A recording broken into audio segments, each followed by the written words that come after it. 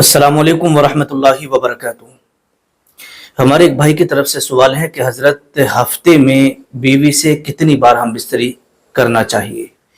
और जो दूसरा सवाल है वो ये है कि जुमे के दिन या जुमे की रात में हम बिस्तरी करने की क्या फजीलत आई है, हदीस पाक की रोशनी में बता दीजिएगा। तो आज इन दो सवालों का जवाब आपकी खिदमत में रखने के लिए जा रहा हूँ, क्योंकि बहुत सारे लोगों के ये माइंड में और जहन के अंदर ये ख्यालात ज़रूर आते होंगे कि हमें महीने में हफ्ते में कितनी बार बीवी से मुलाकात करना चाहिए, कितनी बार हमें हक अदा करना चाहिए। तो देखिएगा, इसके ताल्लुक से शरीयत के अंदर कहीं भी किसी भी जगह कोई पाबंदी या कोई टाइम या कोई मुद्दत मुतय्यन नहीं की है।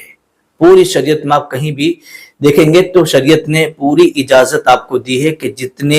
जैसे आपकी सेहत है, आपकी ताकत है, या मान लीजिएगा बीवी की सेहत और बीवी की ताकत के हिसाब से जब आपका दिल चाहे आप हम बिस्तरी कर सकते हैं, मुबाशरत कर सकते हैं। शरीयत ने कोई टाइम या कोई भी मुद्दत मुतय्यन नहीं की है कि साहब महीने में आप 4 बार हम बिस्तरी करेंगे, या हफ्ते में 2 बार करेंगे, 4 बार करेंगे, 6 बार करेंगे। कोई भी टाइम टेबल या कोई मुद्दत मुतय्यन नहीं की है।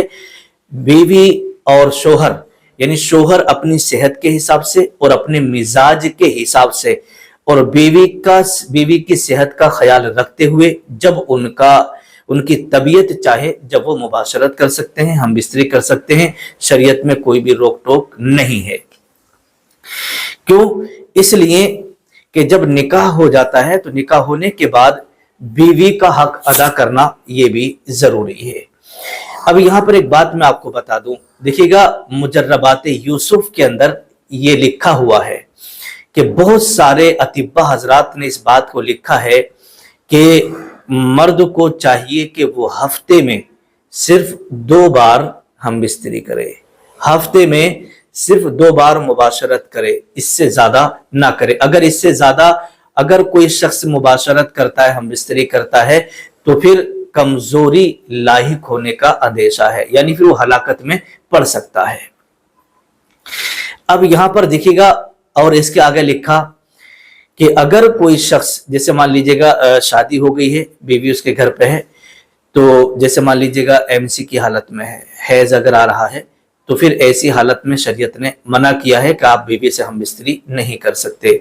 और दूसरी चीज निफास की हालत में है। निफास बोले तो जैसे डिलीवरी होती है और डिलीवरी के बाद जो खून आता है उसको निफास बोला जाता है। किसी को 20 दिन, किसी को 30 दिन, और इसकी जो अक्सर मुद्दत है वो 40 दिन है। तो जब तक वो गुस्ल ना कर ले तब तक हम बिस्तरी ना करें। तो एक तो हैज की हालत में यानी एमसी की हालत में मना किया है शरीयत ने, और दूसरा निफास की हालत में शरीयत ने मना किया है, और तीसरी चीज जो मना की है वो है रोजे की हालत में। रोजे की हालत में अगर रोजा है तो दिन में फिर आप बीवी के साथ हम बिस्तरी नहीं कर सकते हैं। बाकी आपकी मर्जी है, आपका दिल है, जब आपको आपकी तबीयत चाहे तब आप दिन में रात में बीवी से मुबाशरत कर सकते हैं, शरीयत ने मना नहीं किया है। अब यहां पर एक मिसाल दी है, देखिएगा शेर को आपने देखा होगा कितना ताकतवर और कितना पावरफुल होता है ना, जिसे कि जंगल का बादशाह कहा जाता है। हर इंसान शेर की मिसाल देता है ताकत के लिहाज से कि वो इंसान क्या, वो तो शेर है। तो जो शेर होता है ना, तो उसके बारे में लिखा है कि वो अपनी मादा से यानी शेरनी से 1 साल में 1 बार जिमा करता है, यानी साल में 1 बार जो है मुबाशरत करता है, 1 बार मुलाकात करता है। अब इसके बारे में यह भी लिखा है कि जब शेर अपनी शेरनी से, अपनी मादा से जब साल भर में सिर्फ 1 बार मुलाकात करता है ना, तो मुलाकात करने के बाद, हम बिस्तरी करने के बाद उसे इतनी कमजोरी लाहिक हो जाती है, इतनी कमजोरी लाहिक हो जाती है कि वो 48 घंटे तक उठता नहीं है। मतलब 48 घंटे तक ऐसे ही पड़ा रहता है, इतनी कमजोरी उसे आ जाती है। फिर 48 घंटे के बाद जब वो उठता है और जब चलता है ना, तो उसके पैर भी लड़खड़ाते हैं। तो मेरे प्यारे इस्लामी भाइयों, आप इसी से अंदाजा लगा लीजिएगा कि शेर होने के बाद वो साल में अगर 1 बार मुलाकात कर ले शेरनी से, तो उसे इतनी कमजोरी आ जाती है, इतनी कमजोरी आ जाती है कि 48 घंटे तक वो पड़ा रहता है। अब अगर कोई शख्स है وہ دن میں رات میں 1 بار 2 بار 3 بار اگر ملاقات کرتا ہے، مہینے میں نہ جانے کتنی بار ملتا ہے، تو پھر یہ کمزوری کا سبب اطباء حضرات نے، جو بڑے بڑے حکیم لوگ ہیں، حکماء حضرات ہیں، ڈاکٹرز لوگ ہیں، انہوں نے بتایا ہے کہ اگر کوئی شخص زیادہ ملاقات کرتا ہے تو پھر وہ کمزوری کا باعث بنتا ہے، کمزوری اس کے بدن میں جلدی آ جاتی ہے اور بڑھاپا بہت جلدی اس کو گھیر لیتا ہے، تو یہ بتایا ہے۔ اب آئیے گا،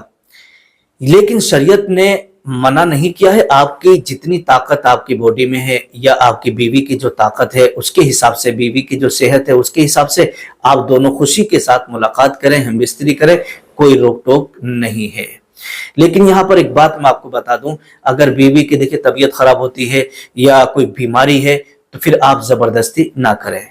کیونکہ پریشان نہیں کرنا ہے، آپ کو تکلیف نہیں دینا ہے۔ جب بیوی خوش ہو، بیوی کو کوئی تکلیف نہ ہو، تو پھر آپ ہم بستری کر سکتے ہیں۔ اب یہاں پر ایک بات اور آ گئی، آپ کے ذہن میں بھی آ رہی ہوگی کہ حضرت اگر بیوی ہم بستری کرنے سے روک کے منع کرے تو اس کے بارے میں کیا حکم ہے؟ تو دیکھیے گا، اگر بیوی نے منع کر دیا اور اسی وجہ سے کوئی بیماری بھی نہیں ہے، کوئی عذر بھی نہیں ہے ایسا، ہے نا، پھر بھی وہ مطلب ناراض ہو کر ایک طرف کو پڑ گئی ہے اور ہم بستری سے اس نے منع کر دیا ہے، تو ایسی عورت پر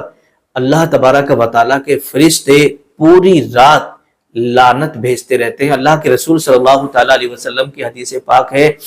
کہ شوہر نے بیوی کو بستر پر بلایا اور بیوی نے آنے سے انکار کر دیا بنا کسی عذر کے، تو پھر ناراضی میں ہی، ایسی حالت میں ہی ایسی پوری رات شوہر نے گزار دی،